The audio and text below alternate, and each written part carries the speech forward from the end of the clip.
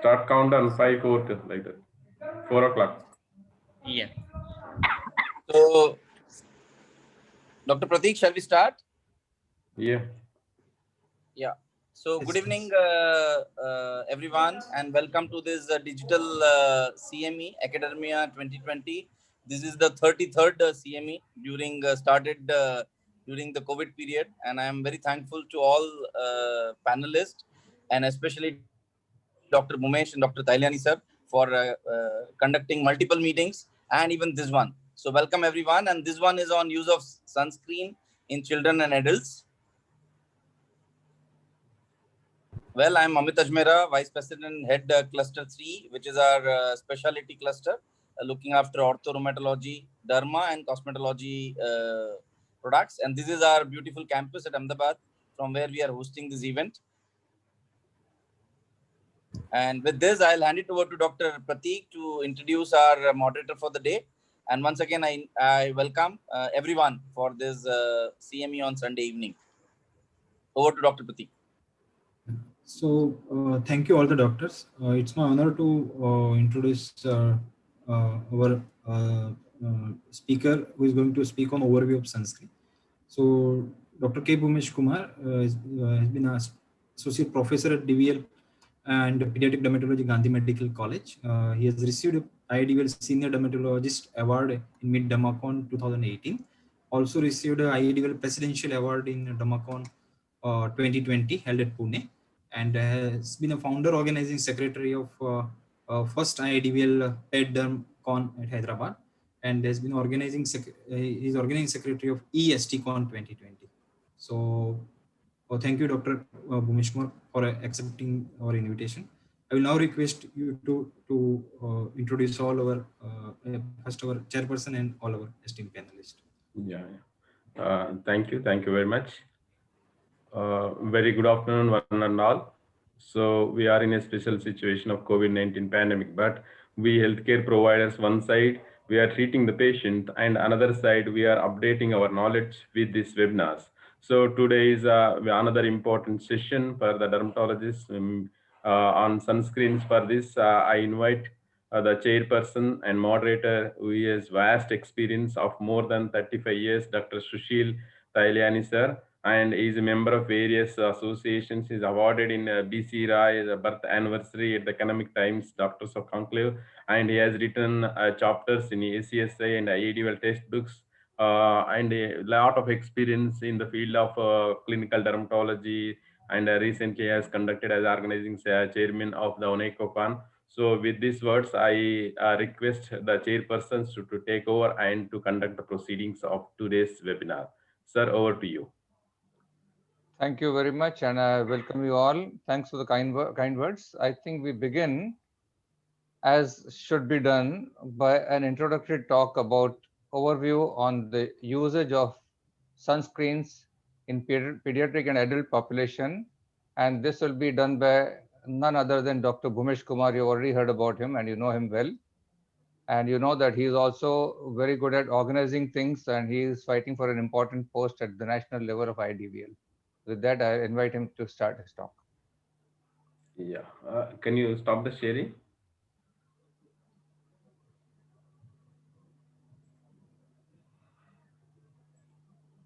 Yeah. Can you see me? Hello? Yes, sir. Visible. Yeah, we can all see you. We are eager to see your slides also. The slides, can you see? Not yet. No, not yet. Yeah. Now? Yeah. Can you see now? Yeah. Now we can. Yeah. Once again, very good afternoon. So this overview on sun and sunscreens. As we all know, the whole world is running towards health and beauty. And now this COVID pandemic for even the survival. For all this, for beauty, for health, and for survival, the most important organ is the healthy skin. So maintenance of healthy skin is a prerequisite to for the beauty, for the health, and for the survival. So we dermatologists need to sensitize more and more on the importance of health. It should be initiated from the pediatric age group. So the skin damage will take place by environmental factors, most commonly the solar radiations and the pollution. We are in the sea of pollution and weather. And the lifestyle changes because of smoking, alcohol, poor nutrition, poor cleansing habits, and the procedures has done by the healthcare providers or medications. Not only that, the intrinsic factors, the more important, the aging, and the psychological stress, the hereditary and genetic conditions, these will contribute for the skin damage from the early ages to the elderly. And the sun, let us talk whether it is a friend or foe. Definitely, it is a friend because the survival as the sun is necessary for the survival of living kingdom. Without that, there is no living kingdom.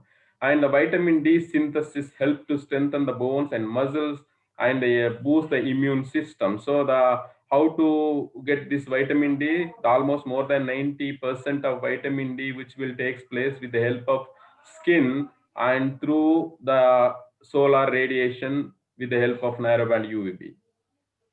And as a foe, even if you misuse, that can cause acute or chronic skin damage or prone for skin cancers and damage the immune system, especially by UVA because of penetration into the deeper cells and the damages of eyes with the UVB.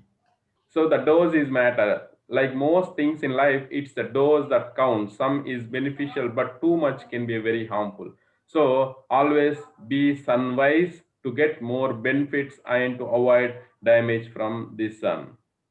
And this is a solar radiation in the form of UV, UVB, UVA, and A2, A1, and visible light and infrared. Remember, the solar radiation account for up to 90% of skin damage with this solar radiation. This and even the pediatric age group is more important, almost more than 90% of damage which will take place in the pediatric age group under the age of 18 years if you won't take proper care of our own skin. And the clinical signs, I won't go short term, these are the clinical signs and long term clinical signs. And UV rays, almost 97.7% blocks of the sun's UV radiation from the penetrating through the atmosphere. Only it is only 2.3% that gets through has been both positive and negative effects. UVA, it's a long wavelength, almost 90 to 95% of total ultraviolet radiation. The induces oxidative stress and responsible for UV-induced inflammation, hyperpigmentation that creates a tan skin. And UVB, it's a mid-wave and only 5% of the total UV rays. But remember, the UVB is 1000 times more potent than UVA. So UVB is highly damaging DNA and epidermal keratinocytes. UVB also stimulates the synthesis of vitamin D within the skin. This is also we need to remember. So the easy to remember, B for burning and A for aging of the skin. And what are the harmful effects of UV rays? So it can cause photoaging, photoimmunosuppression, photocarcinogenesis, and photoallergy and photosensitive disorders in the genetically susceptible individuals.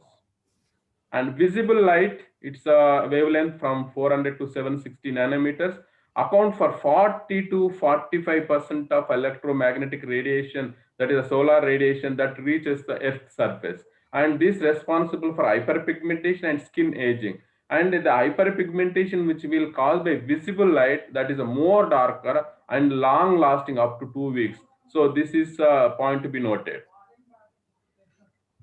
And infrared A rays, 65% of infrared A rays reaches to the dermis because the wavelength is longer, so it reaches the dermis and where it acts on the fibroblasts. So necessary for the synthesis of this collagen, and breakdown gives rise results in the wrinkle formation and laxity because of this infrared A rays. And a few points about the solar radiation importance in the pediatric age group. So the more biological effects on pediatric age group than adults, because below 3 years, there's a lower concentration of protective melanin and a thinner stratum corneum, the UV rays to penetrate deeper and resulting photo damage. So that's why the taking care of the skin health, the importance of skin care in the pediatric age group is very, very important. And epidermis of very young children, especially in the first 2 years, infants and units, is thin, UV rays can easily reach the dermal papillae, and the dermal capillaries promotes the photoimmunosuppression. This is another problem. And basal cell layer is relatively rich in the stem cells and responsible for mutagenesis. And despite these properties, the MED to UVB in children is similar to adults. And the meta-analysis of 51 patients studied having a sunburn during childhood almost double the risk of cutaneous melanoma in adults compared to. So regular use of sunscreen with SPF of 15 during the first 18 years of life would reduce the lifetime incidence of BCC and SCC of the skin by 78%. So in practice, if exposure to sunlight is unavoidable, a small amount of sunscreen with SPF of at least 15 can be applied to the exposed areas, especially cheeks and back of the hand, and sunscreen should be washed off once the infant is no longer sun exposed. And this is a 3-time system for advanced skin protection and skin health. So just like the simply avoiding exposure to UV light and sun protection is not adequate for optimal skin protection and skin health to deliver proper functions of the skin. So feed the skin from inside. So that is by healthy plate.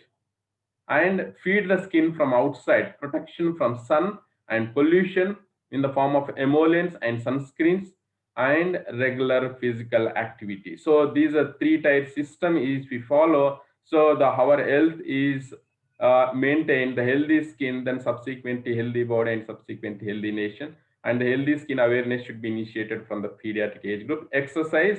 So it's very, very important for proper activity of all our organs and the immune system boosting. And the healthy plate. So this is, I won't go in detail, feeding your skin. 50% of our plate should contain fruits and vegetables necessary for the boosting of immune system, and 25% for the energy, calories, and another 25% of protein body builders. Apart from this, water, our body is filled 2/3 of it's with water. So at least 6 to 8 glass of water, or just a simple formula, 50 ml per kg per day. For example, 60 kgs, 3 liters per day. So for proper functioning. So because the healthy skin is vital, because it's the first defense mechanism. It's the external nervous system. So the importance of skin health is mandatory. So photo protection, feed the skin from outside by clothing. First line of defense, the long sleeve shirt, pants, and sunglasses, and wide brim hat. And the second defense is a shade. So avoid the sun between 10 a.m. to 4 p.m. because the maximum the radiation which will take place during this time. And the third line of defense is a sunscreen. So if you follow these 3 lines of defense, so that we can protect our skin. And this follow rule of 12, what I said, the sunscreens, if you use continuously, that may hamper the synthesis of vitamin D. Some studies say in favor, some studies are against. But one thing, so vitamin D is more than 90% of vitamin D, which reaches to the body with the help of skin through UVB. So that's why in my practice, I'll follow rule of 12. Because what is rule of 12 is just to follow exposure to sun at 12 o'clock, 12 minutes, 12 times in a day. Because just 12 minutes between during UVB is maximum at 12 o'clock, 12 minutes, 12 times in a day. Alternate day, that is more than enough. Along with that, the supplementation of vitamin D, 400 international units for infants less than 1 year, 600 international units for 1 to 70 years, more than 800 units for 7. So this is to prophylactic, to prevent, and because the vitamin D is necessary for the bone growth and development. Otherwise, the rickety, rosary, or that will give rise to the bone problems. The importance of skin is not only limited to photo protection. It is a specific photo protection after ablative procedures, because the cosmetic dermatology is growing and growing, so needs the more and more sensitization. And daily photo protection to reduce the photo aging. So for aging can be a genetic, intrinsic, or photo aging. This also can be prevented by use of sunscreens. And available agents, I won't go in detail. This all will be discussed in detail in the panel discussion. And the importance of UV protection layer by SPF. If you use SPF 15, almost there is a protection of 93.3%, 30%, 96%. But even 50%, 98% protection will be there. And AAD recommends the SPF 30. And a few points about the usage of sunscreens in the pediatric age group. Below 6 months, better to avoid sunscreens as shade and avoid the sun exposure is preferable. And between 6 above 6 months and 2 years, if it is unavoidable, use physical sunscreens onto exposed areas when they go outside. Once they come back, immediately they should wash the sunscreens, and along with the supplementation of vitamin D. What are the challenges? There is a lack of awareness regarding the usage of sunscreens. So need for application every 2 hours. This are practically some difficulties, mismatch between label and delivery of SPF, and the sweat, water resistance, side effects related to the sunscreens and the most sunscreens. And the ideal sunscreen as of now, unfortunately, no single such sunscreen currently exists with these all features. And these are the indications. As for this, I won't go in detail, but the efficacy depends on SPF and substantivity. So the substantivity is the ability of the sunscreen to remain effective under the stress of a prolonged exercise, sweating and swimming. The sweat resistance protect up to 30 minutes of continuous heavy perspiration. Water resistance protection for 40 minutes. Waterproof is up to 80 minutes. And method of application of sunscreens, this is from our moderator publication, Dr. Sushil Tailanani, teaspoon rule as, so 3 ml will cover arm, face and neck. So this is the most important area where the sun exposed. So 3 ml. So if you want for the 6 ml for the lower limbs, trunk and both sides. So this is the way. So the simple formula, we need to apply 20 minutes before going to sun, and it will work for 120 minutes. So that is a minimum of 2 years. It may extend up to 3 years also. So as a rule of thumb, always apply sunscreen as a final step, because the sunscreen should always be applied after moisturizer. So if you apply moisturizer, the gaps will be filled. So the hydrating capacity of the skin will improve. So that's why overall that sunscreen will come to protect the skin. Otherwise, if you apply sunscreen first, there is a irritation. Sometimes there is side effects. So the moisturizers followed by sunscreen will give maximum benefits. So finally, avoid the use, slip, slop and slap, seek the 6. So first, second and third defense mechanisms. So finally, to take home message, the scientific approach to your youthful skin. So for proper functioning. So photo protection by 3-line defense approaches, clothing, shade and sunscreens. And the lifestyle adjustments is very important. So a balanced diet by healthy plate. So my moderation and mild. So moderation in all, modification when needed. And the regular physical activity. So our body is the larger, it's also the machine, the living machine with the survival of almost 100 years without external spares. Physical activity is necessary for the proper functioning. So the implement 3-tier system for advanced skin protection and skin health for proper functioning of skin, and to deliver their functions for the beauty, for the health and the survival, and subsequently for the body health and the nation health. Unless until we are healthy nation, we cannot convert from developing into developed countries. So with this, the theme IAD well, so our national EC is working with the theme IAD well since 2 years for the fight the topical steroid misuse to maintain good skin health. Last year under the supervision of Dr. PNR, now it's working under Dr. Kiran Godse with all these 11 committees for a healthy skin and a healthy child and healthy body and subsequently healthy nation. So the healthy skin in the definition of health, so healthy skin should be incorporated because it's the first organ to maintain healthy skin subsequently for a healthy body. So please spread the message of avoidance of topical steroid misuse will all concern. So infective dermatosis, no role of topical steroids. Inflammatory dermatosis, use judiciously accordingly. So thank you very much for your kind attention. So we are in a special situation of stay safe, save healthy. So SMS healthy plate, as I said, SMS sanitation, mask and social distance with healthy plate to prevent spread of infection as well as to prevent complications of this COVID pandemic. So thank you very much. Thank you for your kind listening. So over to the chairperson. Thank you, Dr. Bhumesh Kumar. That was a nice overview. and that's just work like an appetizer, and we'll take it further from here to take the view of you. We will be joining the other panelists, and we'll know view of you all about how to use sunscreens optimally in different age groups.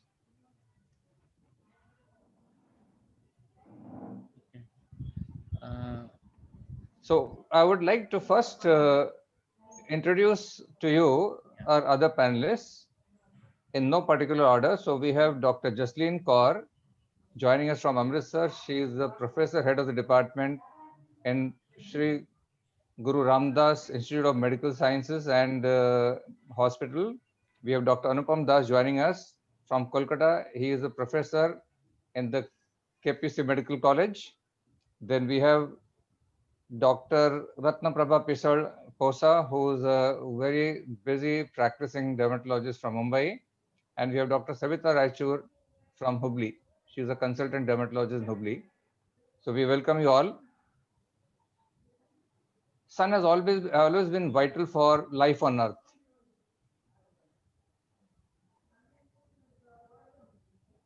But all life actually originated in the sea, because initially when the Earth was created, there was very little oxygen and there was no protection against the UVC. So therefore life was possible only at a certain depth. As you saw from Dr. Bhumesh Kumar's, with the longer wavelength, the penetration is more. So there was a depth of water where the UVC would not reach, but the visible rays would reach, and those cause photosynthesis, which led to oxygen synthesis. With more oxygen was generation of ozone layer, which filtered out the UVC. The mineral crust from the iron, silica, and clay worked as a primitive sunscreen, and life was possible in shallow water and even out of water. So actually, even though they say sun is the creator of everything, but the life actually has been connected with photoprotection, not with the sunlight, which led to a successful, safe use of sunlight. That is how life was started. And the scientific studies were first done in Germany in 1887. Wheeler described tannin as a photoprotector. Hammer in 1891 published a monograph on photoprotection, and he was the first to recommend use of chemical sunscreens. Hauser and Weil recognized in 1922 the sunburns were caused by 280 to 315 nanometers, the UVB, and the first commercial sunscreen, obviously commercial things began in USA, was launched in USA in 1928. With this, we invite the panelists. One of you could tell me, Dr. Jasleen, some differences between, we keep reading about chemical sunscreens and physical sunblocks. We have heard from Dr. Bhumesh Kumar. Could you throw a little light, practical tips and practical differences? Yeah, sir. Physical sunscreens we prefer in children because they don't get absorbed. So basically, they reflect the light. And chemical sunscreen, of course, they absorb the light. And we prefer chemical sunscreen. We rather prefer a combination of chemical plus physical sunscreen in adults. Physical or sunscreen, of course, they are safer in children. Dr. Anupam Das, could you say something more about some examples of physical sunblocks? Yes, sir. As ma'am has already mentioned about the main indications, physical sunscreens, mainly the important components include your zinc oxide, titanium dioxide, then calamine also, all those things. And chemical sunscreens, the list is huge, starting from your oxybenzone, then your octene oxide, octocrylene, Fine. then you have benzone. No issues. So in short, you heard from the panelists that physical sunblocks are inorganic minerals which just reflect all the rays, including the visible rays and UVA, UVB. Whereas chemical sunscreens are organic filters which filter a particular wavelength, and therefore they convert the high energy into low energy, and that is how they are safe, and little heat is generated. Rest of the rays are allowed to go through. Right? Yeah. Yes, sir. Dr. Ratnaprabha, could you tell us something about, we keep hearing about SPF. My patients in Bandra come and boast me about the SPF. And I believe that they have a complex of, bala, mera SPF unke SPF se kam kyun hai? So they want to go one up to the to rivals and neighbors. So could you tell us something about what is sun protection factor? Yeah, actually, a sun protection factor is basically a measure of a sunscreen's ability to protect the skin from the UVB rays. The basic calculation works like this. So if it takes 1 minute for your unprotected skin to start turning red, that is in presence of sun, using a SPF 15 sunscreen theoretically will prevent reddening 15 times longer. But at the same time, higher SPF really does not give us more benefit. SPF at least 30 blocks about 97% of sun rays. A higher number of SPF blocks slightly more than the amount of UVB rays, but no sunscreen can block 100% of the UVB rays. So higher SPF actually lasts the same amount of time as the low number of SPF. So actually SPF is just a number. Anything above 30 is sufficient for us. Dr. Savita Raichur, in your practice, do you use SPF 15 or you go to SPF 30? I use 15. Only when I do chemical peeling, I use 30.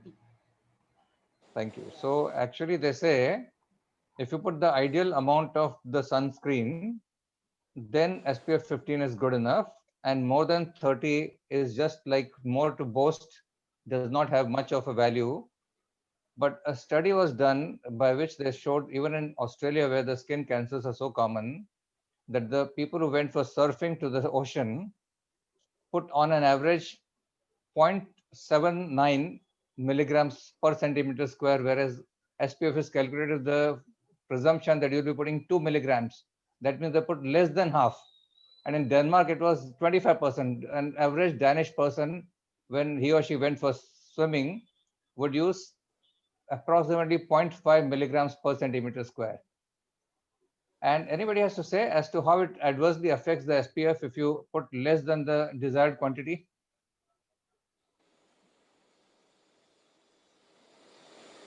They say that if you put half of what is recommended, then your SPF goes down by power of 4.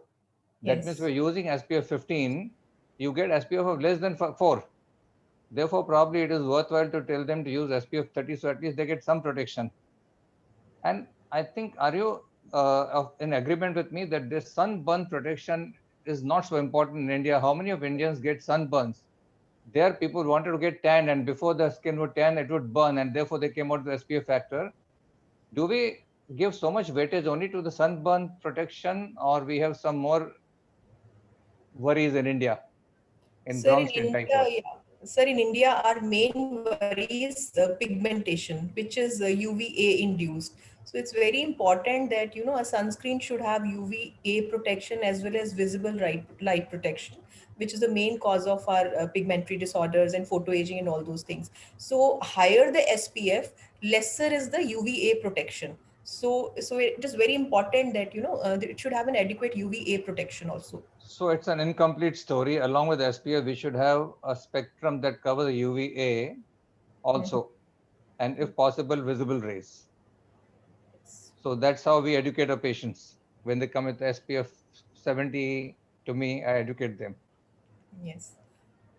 And Dr. Savita, would you tell us about, we did discuss what is the amount of sunscreen? You saw the teaspoon rule needed to achieve the desired SPF. Supposing a patient wants to put only on the face, how much would you need per application, and how much would you need per day? How much would you need per month? That is how you prescribe to the patient, so that you tell them how many units they have to use, right? Yes. So to cover the face, it is 0.5 to 1 gram sufficient. If you're covering both the neck and face, it will be 3 grams. Correct. Because the face on an average is 600 to 700 centimeters square. Yes. Presuming Indians is smaller face, 600 centimeters square, you will need 1.2 grams per application. Yes. And Dr. Bhumesh told us that we should be putting it every 2 hours. So even if I become practical and I tell them to put 3 times in a day, that comes to a good 3.6 grams per day if you have to cover on the face. If you have to cover face and the neck, it is 3 grams multiplied by 3, 9 grams. So in a week, it comes to 56 grams, and many of the companies come out with the 50 gram and 70 gram packs. So do you have any message for them? So actually, sir, sunscreen should be cheaper. You know, whatever sunscreens available in the market, they're very expensive. So because if we tell our patients to apply at least 2 to 3 times in a day, it should be economical enough so that it is affordable. So we'll come to it. I'm going to give you a lot of time to discuss that. Yeah. We'll come to it later. Yeah. And how often should the sunscreen be applied in practice? You have a problem which is aggravated by ultraviolet rays, and you have to use it for medical indication, and you attend a medical college. Once you go there, would you have time to apply it again? Difficult.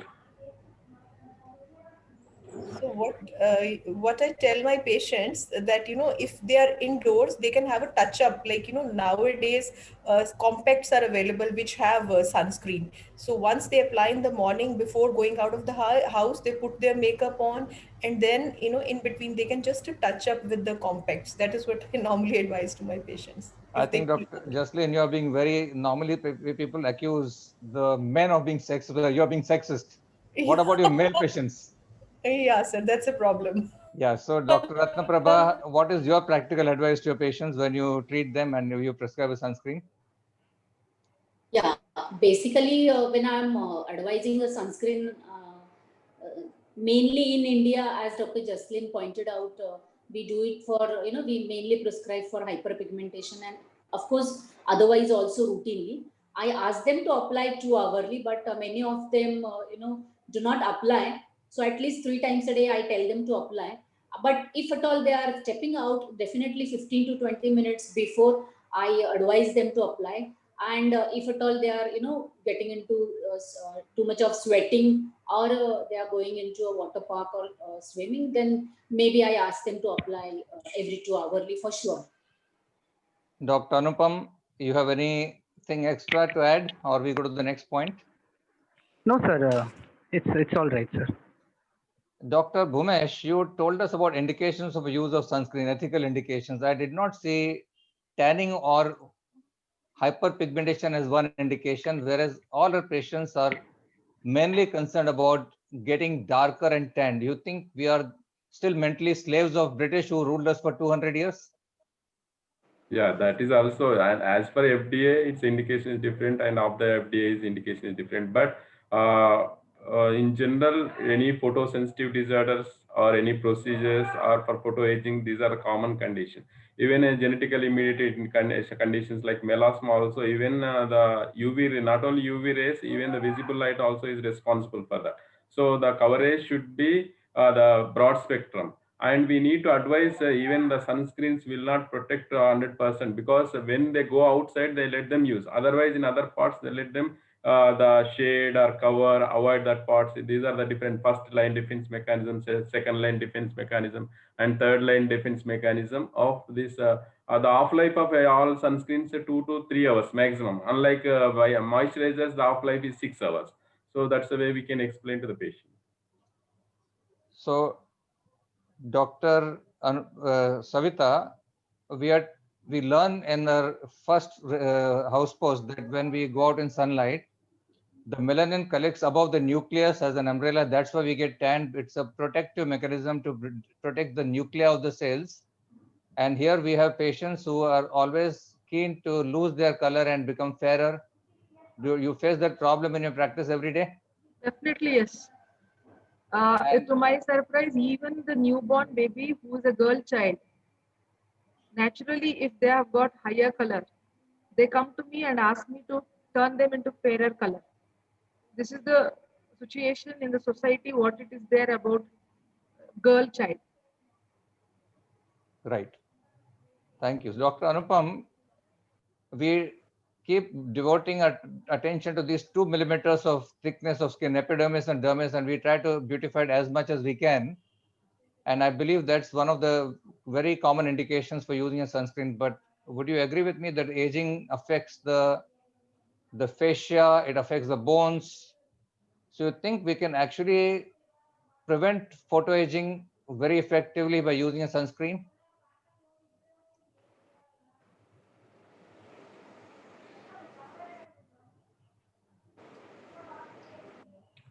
If we have lost you, could somebody else take this question? Dr. Jasleen?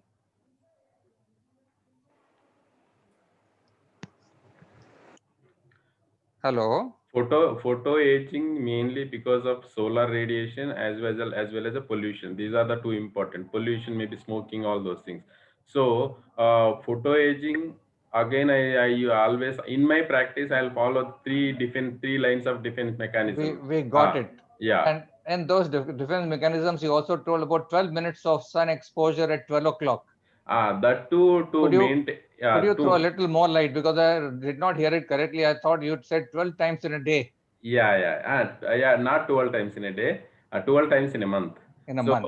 That is a rule of 12. Why that? Because vitamin D, it's very important for the growth and development of, especially in the pediatric age group. So to maintain the vitamin D, I even my practice, I advise my patients or caretakers or mothers. So just let them expose to 12 o'clock, 12 minutes, 12 times in a month. So that will cover almost 90% of vitamin D through sun. Remaining with the prophylactic therapy in the 400 international units below 1 year, 600 international units above 1 year. But your residents work with you at 12 o'clock. You don't release them 12 times in a month to get the light. So is it okay if they take a little early or a little late? No, that is 10 to 4. It's okay. But to catch it, I practice. I am practicing 12 o'clock. So just like that. So narrowband UVB rays is necessary for the vitamin D synthesis through the skin. So that is the maximum of UVB is between 10 and 2. 10 a.m. to 2 p.m. Dr. Ratnaprabha, is it important to protect against the tan other than for cosmetic indications? Is the UVA protection important? Yeah, mainly basically for the tan, because at least in India, we don't tend to see that much of skin cancers. But then tanning is definitely a concern for our patients. So for tanning, we can tell them that, first of all, it's always better to prevent than to remove the tan. So, they can use all the things Dr. Bhumesh has advised. At the same time, a good sunscreen.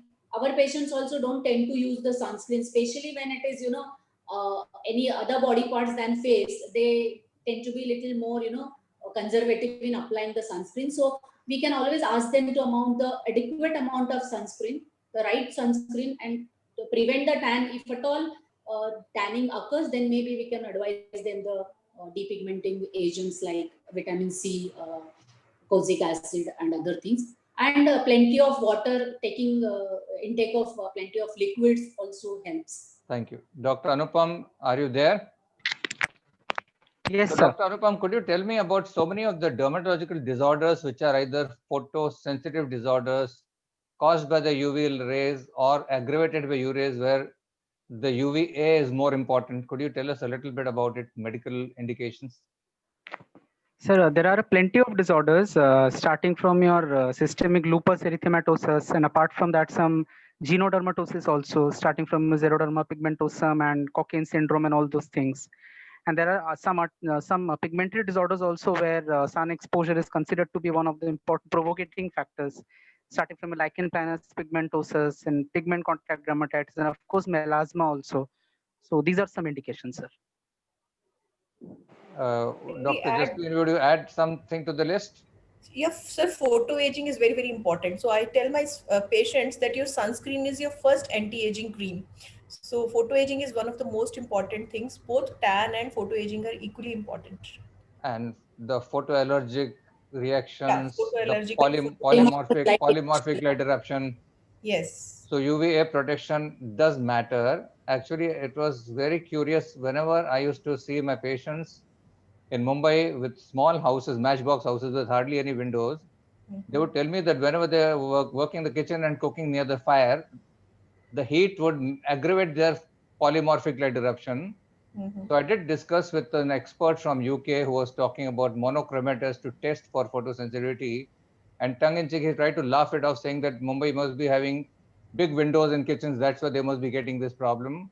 And after that, we all read that infrared can aggravate UV-induced conditions. We all have research science.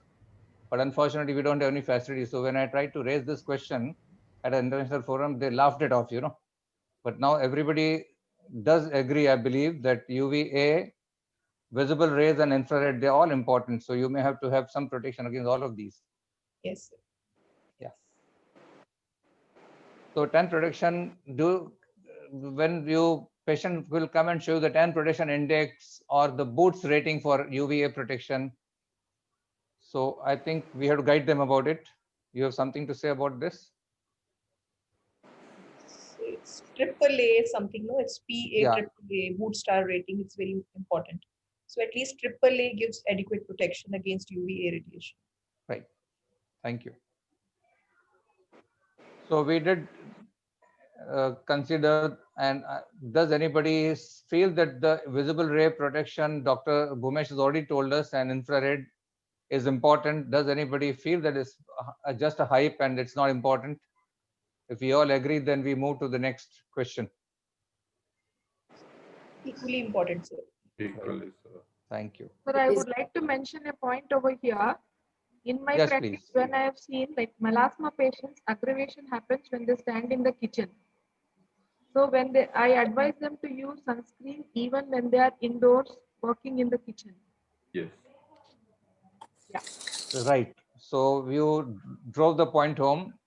So melasma, polymorphic eruption, all of these women, they do have worsening of the symptoms when they work near the fire. So could it be the visible rays? Could it be the infrared? What do you think in kitchen? Infrared rays, sir? Infrared rays. Fine. Thank you. Even So visible light also can cause, because visible light Yes. can cause the pigmentation. Even that pigmentation is more darker than which is caused by UV A or UVB. So in infrared rays mainly is responsible for the wrinkles, laxity of the skin, because the wavelength which reaches to the deeper and deeper and up to the dermis. Correct, but it also aggravates the UV induced problems. Yes. Besides causing direct damage. So all three has to be covered: UVA, UV rays, and the visible light and infrared. Like you said, it does increase the levels of matrix metalloproteinases, and that is how the collagen degradation happens. Yeah, thank you. Yeah, in such individuals, not only topical sunscreens, even systemic sunscreens do have a role to play. So we have discussed the UVB, as Dr. Bhumesh, you told us, is more for DNA damage and sunburns. But it does not penetrate very deep. So it does not have much of a dermal changes, it's more of epidermal changes. Yeah. So I believe that when we are looking at the malignancies, which wavelengths are more important? Yeah. Both So UVB and UVA, because this is UVB is mainly for burning, A is for aging, and the carcinogenesis. The DNA damage will be more. Dr. Anupam, you have something more to add to it? Yes, the UVA is mostly related to those mutation changes and relating to pre-malignant and malignant lesions. Though both B and A is important, A mostly relates to DNA damage and mutations. The DNA damage is directly because of UVB, and UVA indirectly because it causes a reactive oxygen species, which cause the same thing. Now we have people come and promote to you antioxidants in a sunscreen, lightening creams in a sunscreen, vitamins in a sunscreen, ectoin. Could all of you say we start with Dr. Ratna Prabha, anything that you feel makes it more useful if they have antioxidants? Or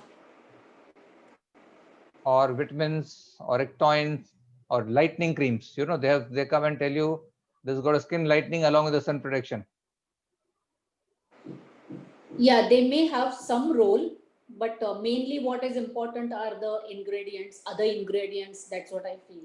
All of you, one point. Dr. Savita. The very minimal role. In practice, I am not using this.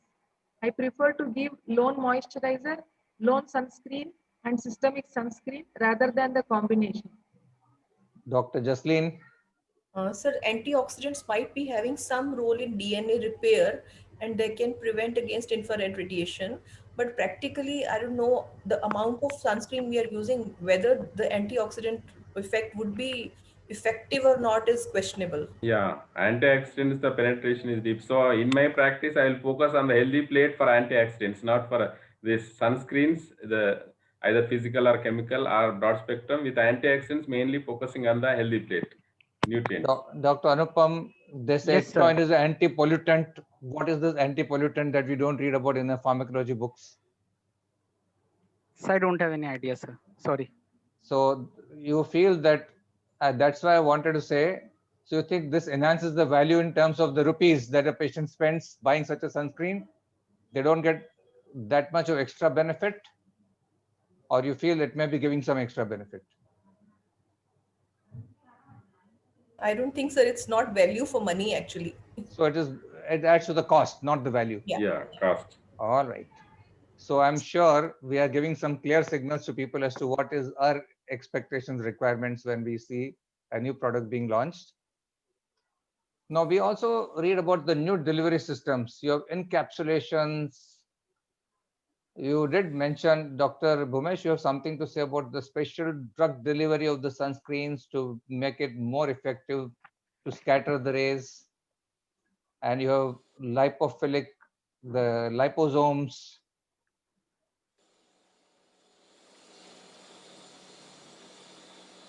So again, you feel that that will be very greatly useful, or it will just add to the cost?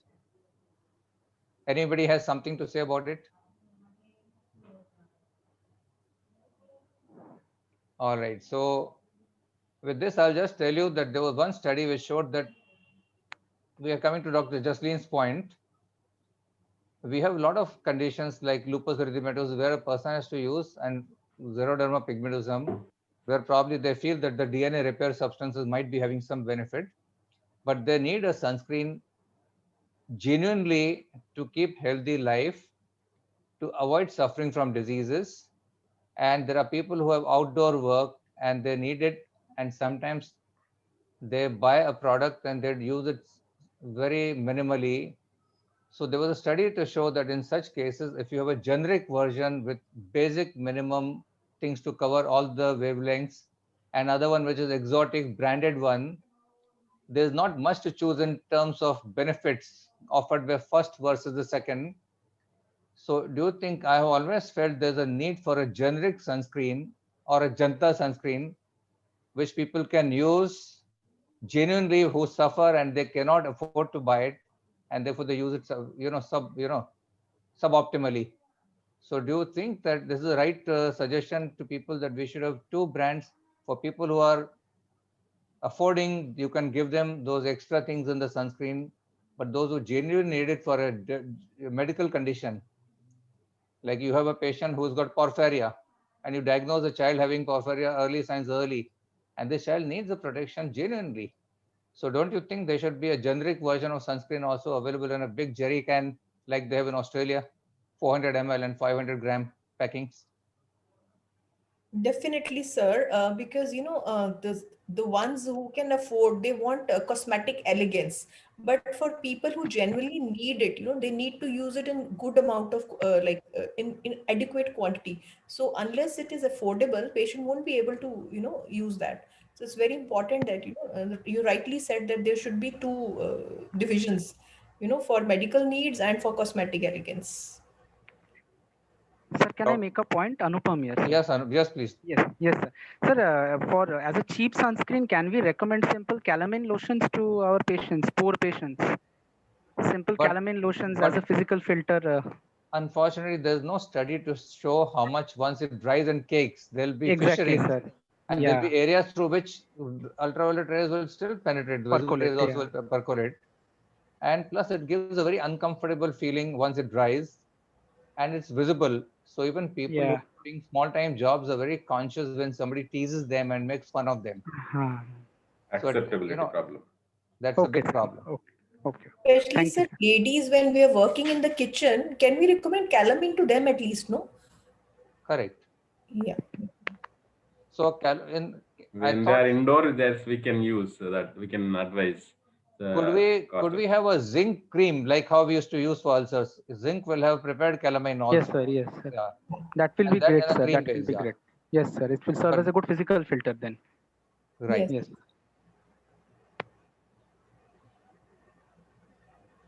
So if sunscreens are used, are they used properly? If no, what are the causes?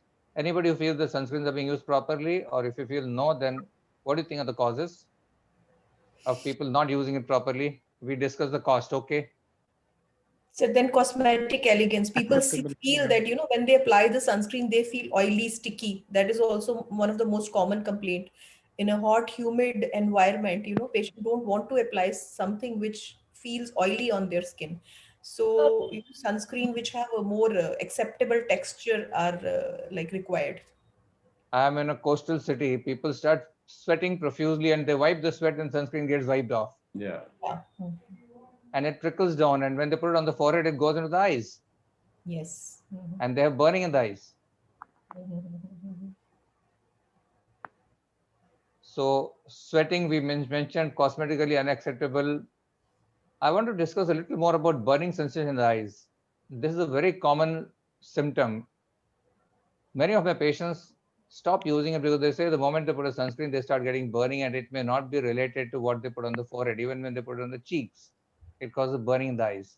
Has anybody experienced this?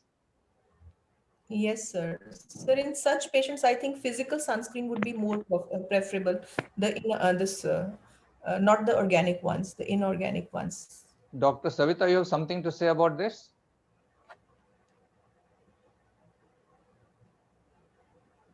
sir. Dr. Ratnaprabha? The burning, mainly the people who are getting the sweat more and more, so that will give some burning sensation, as you said earlier. So there are. Sir, personally, I have this experience. I cannot use any sunscreen. I get bouts of acne on my face and this burning sensation in the eyes. Correct. So I was Any waiting for the sunscreen, acne. So where do you think acne happens when you put a sunscreen? So maybe because some of the ingredients are comedogenic or something, and I have a lot of oily skin also. I cannot use any sunscreen, sir, any brand, any formulation.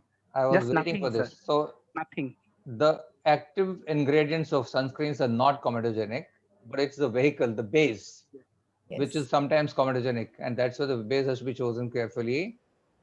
But don't you think as we increase the SPF, it also becomes thicker and more greasy, usually? Yeah. Yes.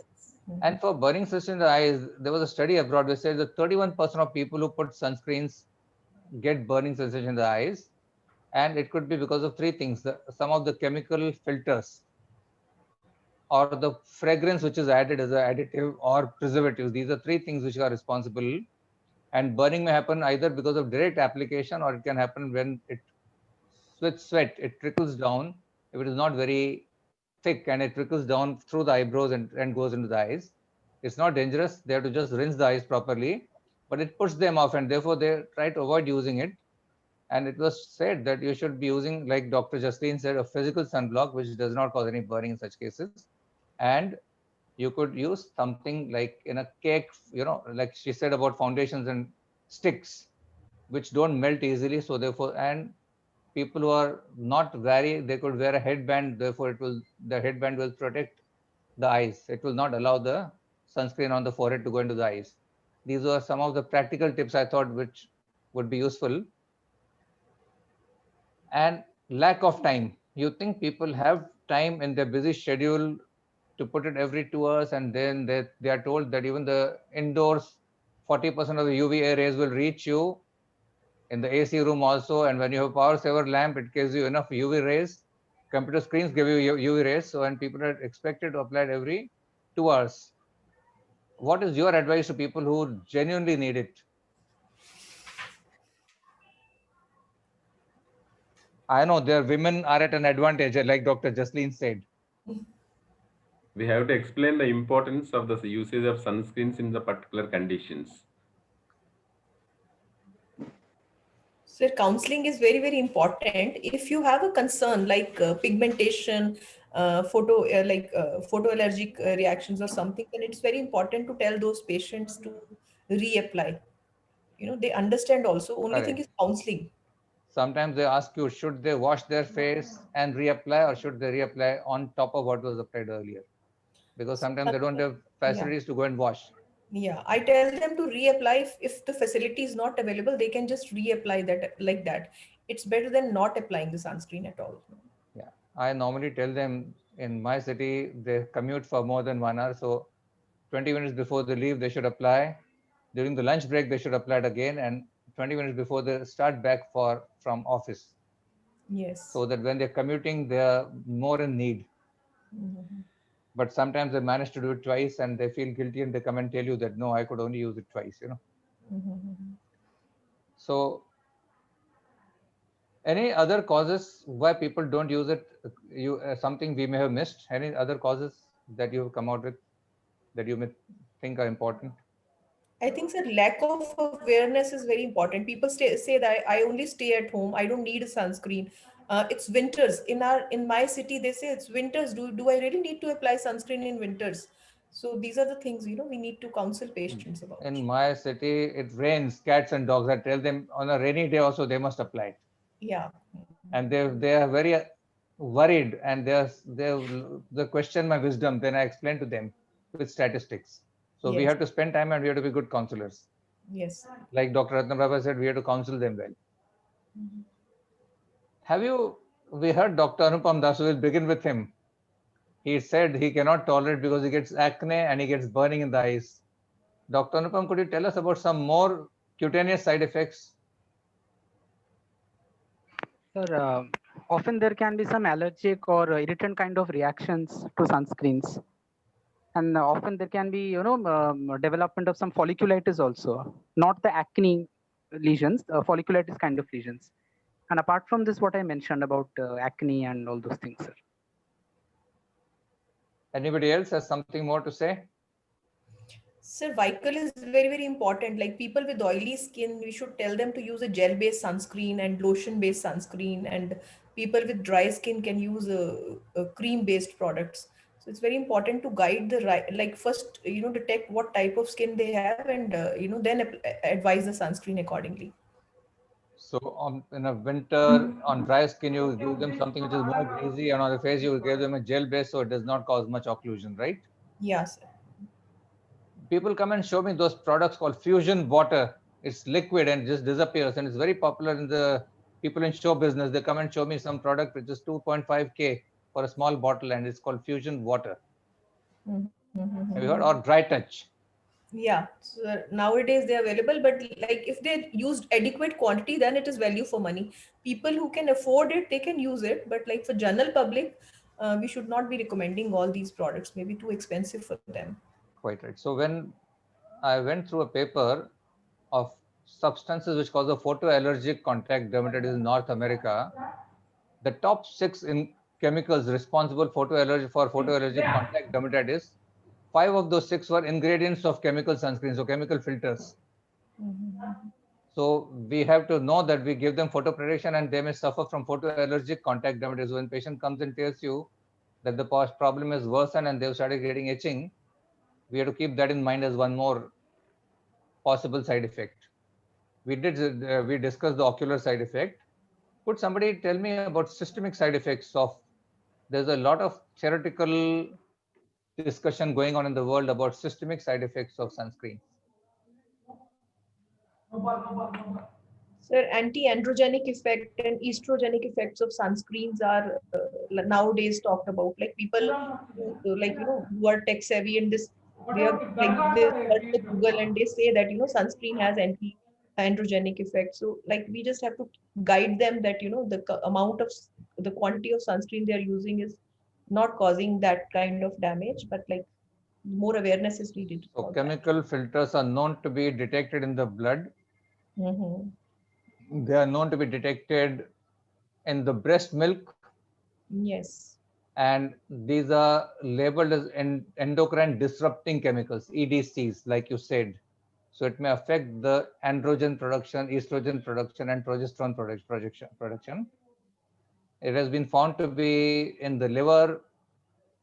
There's a theoretical through animal studies questionable genotoxicity and cytotoxicity and neurotoxicity.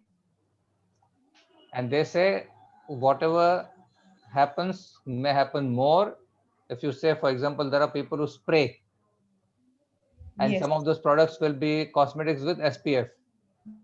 So they say if you inhale, it may significantly increase the levels of interleukin 6 and tumor necrosis factor alpha in the alveoli of the lungs.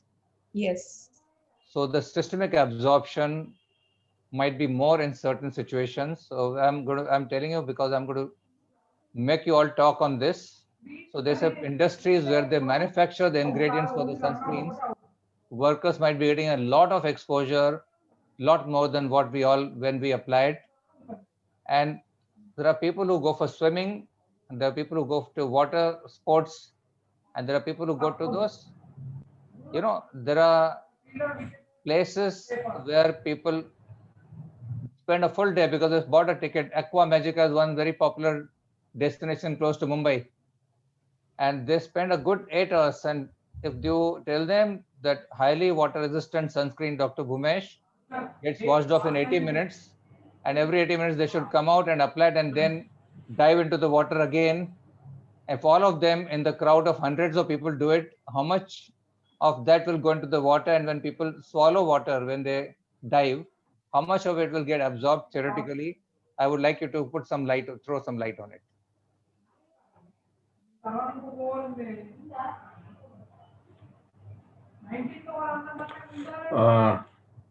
You are the right person, sir. I'm not much experience in that. Anybody else has something to say about it?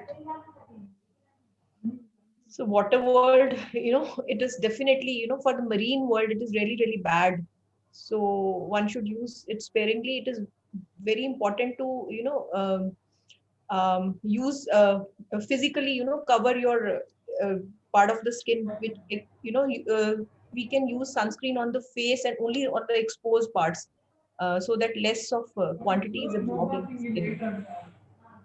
So yeah, it is believed that even the inorganic substance like titanium dioxide and zinc in nanoparticle size, where the size is less than 100 nanometers, can get absorbed though minimally. And all of these, therefore, you have to be careful about. They have found that it finds its way into the oceans through the water treatment plants, which release effluents into the ocean.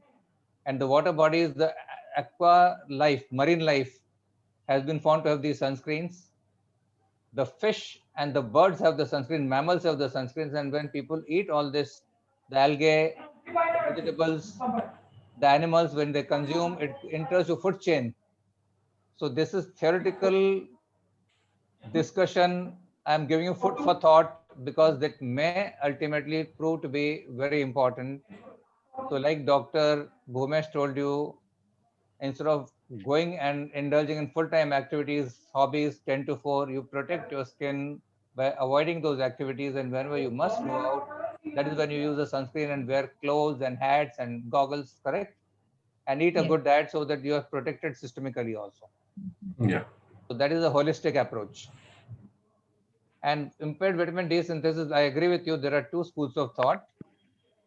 But overall, they believe that with the amount of sunscreen that people use, you still can synthesize enough of vitamin D. Of course, all my patients, when I subject them to vitamin D levels, 99% of them show very low vitamin D levels and they have not been using sunscreen. So I don't know whether it will cause more harmful effect, but we all are very careful about avoiding sunlight. We all are very careful about, avoiding getting tanned.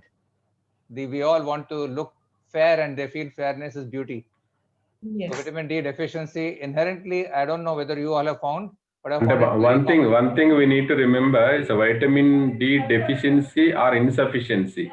If it is deficiency with that, if it is less than 10 nanograms, there is a deficiency that will give rise to rickettsia in pediatric age group, osteomalacia in adults. Whereas between 10 and 30, that is an insufficiency because the vitamin D receptors, almost more than 2000 receptors which are there in our body. So necessary for the proper functioning of that vitamin D is required.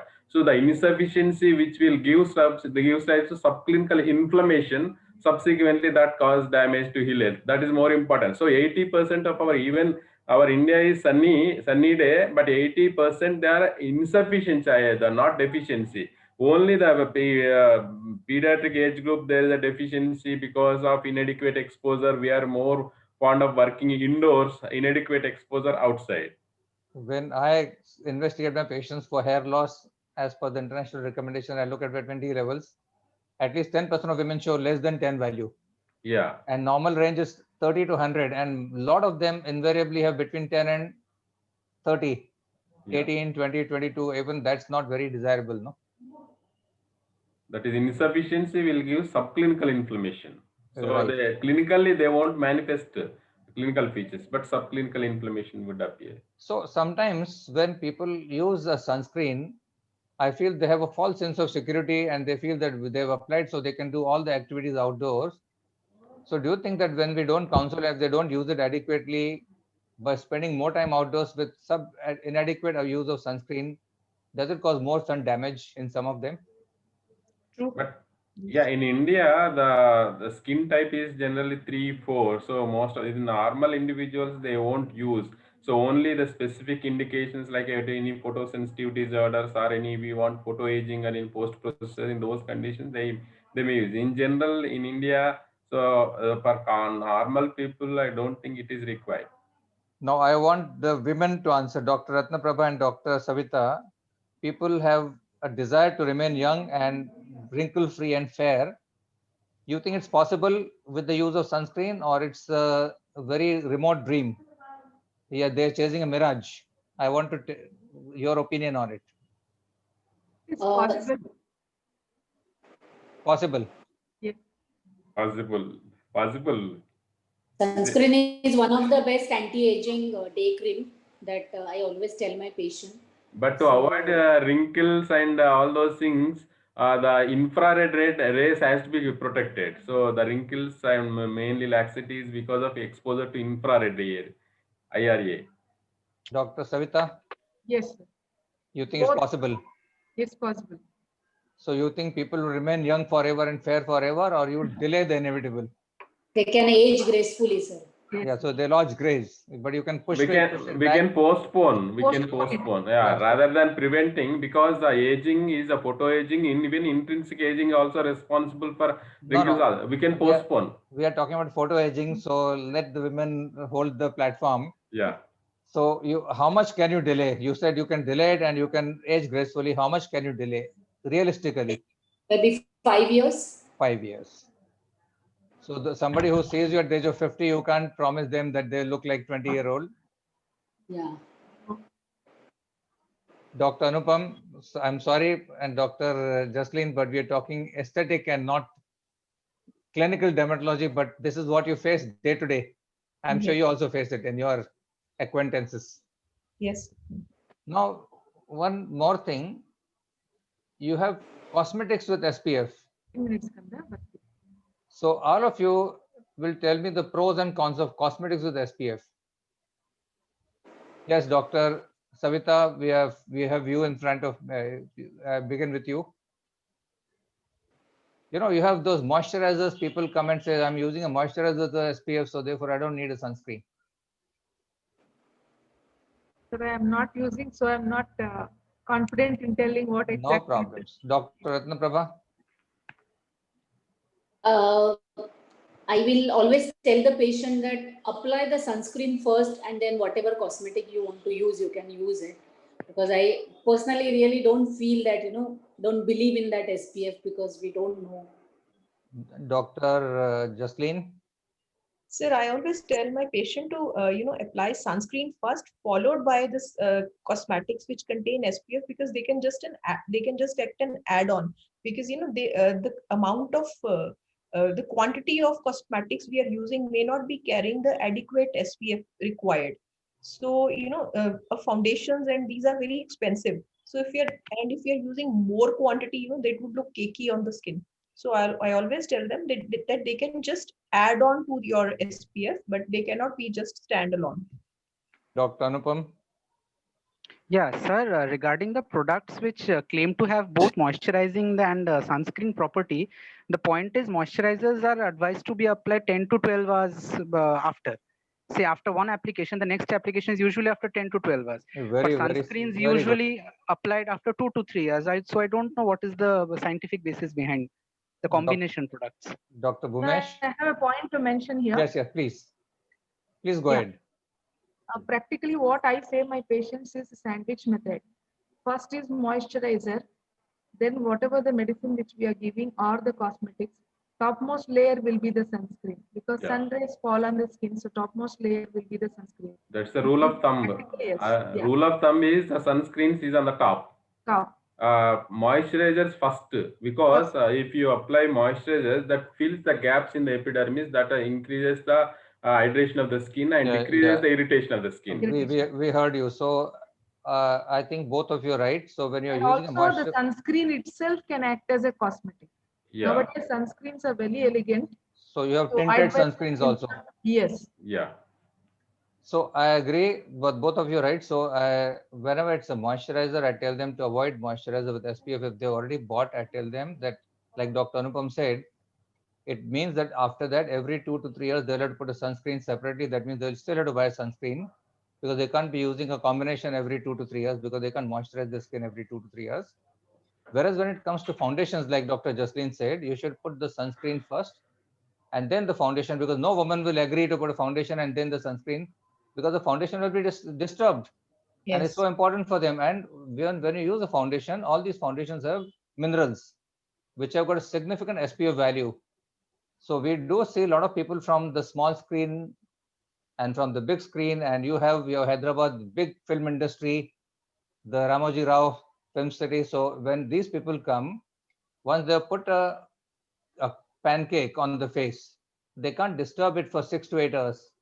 But I have been told that this gives them adequate protection for that much time because that has minerals which reflect the rays. But whenever they have to use a sunscreen and the foundation, they should first put, and wherever they are using, for example, on the lip, they could use with a SPF so that they can protect both. And or as a substitute in men, we tell them to use tinted sunscreen. Of course, they resist it because they are not used to, they don't mind a little whitish color, but they definitely mind a tint on their face. Men are more difficult patients when it comes to giving them such sunscreens. Do you have anything to say about it? So nowadays, younger generation boys are more particular. A lot of my patients, they don't mind using a little tinted sunscreen. The boys also want to look fair and lovely now. Metrosexual men. Yeah. Agree. That's because women have become assertive, so men have started feeling insecure. True, sir. So I'll tell you, I'm in practice for more than 3.5 decades. When I started, I used to have a lot of times, you have those stereotypes. A woman walking with a daughter who's in mid-20s, you know that the concern is that this daughter has to get married, and before that we must make her face all right. Nowadays the daughters come on their own, and women come with their sons in mid-20s and late 20s and early 30s saying that this fellow is not getting married, he's got less hair, he's got pimples, do something about it. Very true, So sir. things have changed. This is happening too, yeah, sir. Yes, Very yes, true. I agree with you. Yeah. So with this, before I end, I would like you to say something about the systemic sunscreens. We have so many of these products which are used. What is their role? The systemic sunscreens that we all talk about. You talk about the flavonoids, you talk about resveratrol, you talk about the beta carotene. In a special indications, whenever there are photosensitive disorders or any like SLE or DLE, in those conditions, we can go for carotene. So 0.5 to 1 milligrams per kg, or about 30 to 40 mg. Correct. So you have to know of the products which contain at least 30 to 40 milligrams of beta carotene, because many of the other products contain only 10 milligrams. Yeah. I agree with you. So these do have a role to play, but I feel that if they eat a good Indian diet with a lot of veggies, that gives them adequate amount of antioxidants. Would you agree? Healthy plate. Healthy plate, yeah. Healthy plate. I'll practice in my practice healthy plate. So now, this is a COVID time, na? It's the best time to encourage more people the homemade food. So with homemade food contains healthy plate maximum. So I would like to ask my esteemed, panelists as to whether they have something more to add which might have been missed out. Please. The panel questions, the audience questions, we have to take, sir. Some audience questions. So we'll take, but before that, if you have anything else to add, then we'll go to the audience questions. What I always tell my patients is 5 things are very important overall. is water intake, then your diet, balanced diet, then your sleep, your exercise, and your stress level. So try to keep all these things in order so that you will have a healthy skin. That's what I Yeah. tend to tell my patients. My take on is feed the skin from inside, feed the skin from outside, regular physical activity. These are the three keys to maintain your good health. So like the moisturizer, you feel it should be inside out and outside in both. Yeah. Any other messages? Sir, for people who have pigmentation or melasma, for those patients, astaxanthin, polypodium, they definitely have a role. So they would like add to the prescription and they would have good results. Thanks for having said. I was waiting for you to say this when I asked the systemic sunscreens, systemic photo protection. Sir, and most important thing is also your misuse of topical steroids on the face. For anything and everything, practically almost all patients, they come with usage of topical corticosteroids. They are used as Only fairness when we creams. are, Yeah, yes, that's These are it. used as fairness fairness creams, creams. unfortunately. Unless we ask them particularly whether you have used any topical steroid, they'll not be knowing what is a steroid. Until Yeah. unless we being curiously engaged with them, this will not come out. They will say only fairness cream. They won't say these Yeah. are steroids. That is, we have to see what is that fairness cream, whether it is Yes. content. But some of the creams also, the hidden topical steroids creams may be there. Yes. So that's the And only thing is only in India it is over the counter readily available. That's why they'll think that it's a fairness cream. They will go to medical shop and purchase and use and come with a photo damage.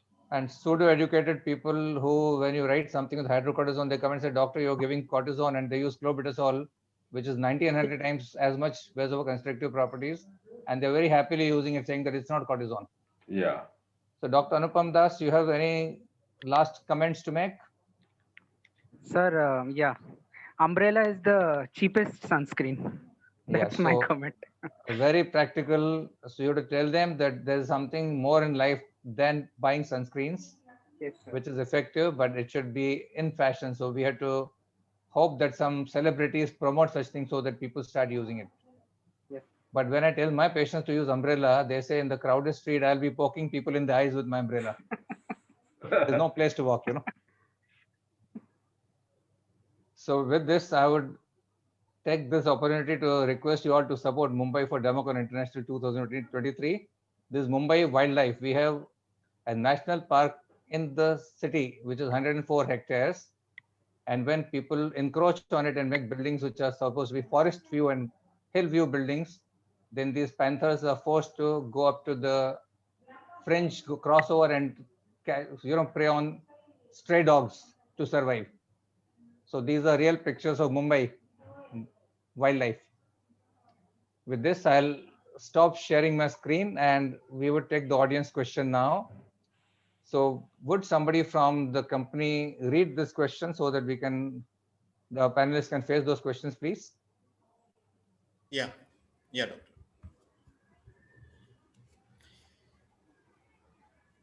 So another common complaint is generalized erythema after applying sunscreen. Dr. Mahatam. So I'm sure one of you could take it. Yeah, that is one of the side effects. So Dr. Justine, how to reduce the risk and what is the cause of this redness? This redness could be due to use of chemical sunscreen. The person might be allergic to one of the ingredients or the base of the sunscreen. And for those patients, changing the brand or changing from chemical sunscreen to physical sunscreen might help. And nanoparticles, the nanoparticle physical sunscreens acceptability will be good compared to. I have found this to be more of irritant contact and not allergic contact dermatitis. So when they put a moisturizer and they choose a better vehicle, which is, gel-based vehicles are good, but they're also dryness-inducing bases. So I tell them to put a moisturizer, wait for 10 to 15 minutes, and then put a sunblock. Sometimes the problem is sorted out. Okay. Yes. Anybody has anything else to say about? Yeah. Next question, please. Yeah, that's only the question which could see. Anybody, if they wanted to pose. And majority of questions already which it has been covered, which is moisturizer, first sunscreen, nest, all those things, which has covered. So that no need to repeat. So either we were too clear and people understood everything and they had all the answers, or we were too boring. No, sir. Either way, sir. Yeah. A lot of practical tips. So that is more important. The theory don't nobody wants, only practical tips. they want. Because this is a way by which people can be given messages which they can use in their practice straight away. Yeah. And these are the things that we all face day to day, I'm sure. So with this, I would like to thank my panelists for having made my job so easy by coming out with such clear answers and covering all the points that I could think of. I would thank them all individually. All Indians can they use sunscreens without any problem? Because our Indian screen is level 3 and 4 skin type. They can use, if we want all Indians to use, then probably the government will have to come out with a sunscreen for below poverty line people through ration shops, then all Indians will use it. Yes. So whoever can afford should use a sunscreen. So to prevent photo aging, that's the first concern. Or any post procedures, or any some specific indications like any photosensitive disorder. So Apart from these, other people, that is their choice. Dr. Anupam Das, Mr. Lakshmi Narayana, and Dr. Patel, Dr. Anupam Das has given you clear signal that we should have a generic sunscreen about which you can take the initiative and be the first company that will give you a lot of brownie points so that he stops recommending umbrellas to people. Sure, doctor. Definitely. And this is actually the subject of the matter really is giving a thought process and giving ideas. Wonderful. So with this, should I start, doctor, from my end? Good evening, all the doctors. I'm Lakshmi Narayana, General Manager, Cadila Pharma. And we have gathered today the subject on usage of sunscreens in children and adults. Doctor, I'm very much thankful, Dr. Sushil Tailiani, sir. You being a chairperson, today's webinar added a great value to the audience, to us as well, and the audience, those who are watching, and the way you are conducting the program. And you have initiated the subject and depth on the photo protection that has given a thought process to all the panelists and the rest of the audience. Really thank you with us today. And I thank you very much, Dr. Bhumesh Kumar Katakam, today's speaker, overview on the subject with a detailed presentation and challenges, awareness, and usage of sunscreens and three-line defense mechanism and three-line defense mechanism and approach with the skin protection. It's an excellent presentation. I thank you very much once again, Bhumesh Kumar sir. And I thank you, Dr. Jaslin Kaur, as a panelist today, and Dr. T.A. Rana, and Dr. Savita Raichur, Dr. Ratnaprabha Madam, Dr. Anupam Das. All you have been shared an excellent practical knowledge shared by you and all by received by the audience. And today total participants are almost close to 80%, 80 doctors. I thank you all the doctors, those who have participated and made this a successful webinar. And I thank you, my Vice President, Mr. Amit Ajmera, and our President, Mr. O.P. Singh, who has initiated conduct these kind of programs to enlighten the knowledge of science.